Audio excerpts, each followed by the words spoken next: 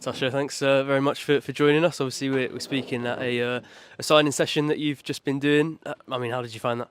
Yeah, it's really good. Like I was saying as well, it's nice for the women's to come and join these types of things.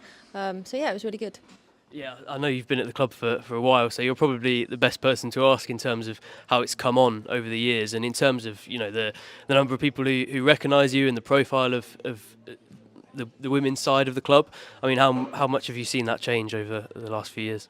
Yeah, massively. I remember when I first joined Norwich and we used to turn up with our own sandwiches and push people off the pitch, and now we get to play at Carrow Road and food provided for us. So it's nice to see the massive change. It's nice to see the girls today getting all these opportunities because the women's game is moving forward in the right direction.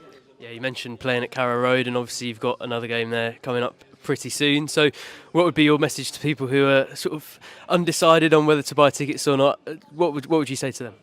Yeah, it's like a main event really. There's loads of activities for the kids before the game, and if you've ever been to Carrow Road watching us before, it's always an exciting one. Come along. Obviously, mathematically, it's not quite done in terms of promotion and the title, but it looks like it's going to be pretty difficult from here. So are you still trying to sort of think about the hypotheticals of if you can get promoted, or have you started thinking about next season? I think we as a team never give up until we physically can't get promoted, but I think we just worry about ourselves.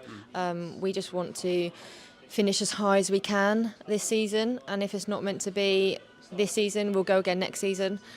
We just focus on ourselves the whole time. Yeah, is it difficult because it feels like for the last few years now you've been really close and really pushing the teams that have gone up. So is it quite difficult to try and just keep going when you keep coming so close?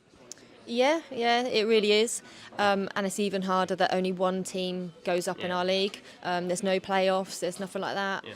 So it's really hard to get out of the league.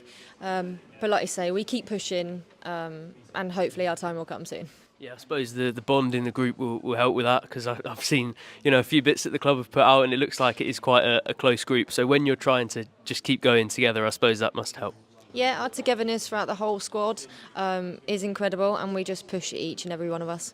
Yeah, definitely. And in terms of sort of your season personally, how would you assess it overall? Yeah, as a striker, I think your main goal is to put the ball in the back of the net. That's my main focus really. So as long as I'm scoring for the team and helping us win games, that's my main aim. Yeah, it feels like you've been scoring almost every week for the last few years. So is that consistency something you're particularly happy with? Because I think we've seen strikers who, they hit the heights from time to time, but not that often. But you seem to do it on a really consistent basis. So is that something you're happy with?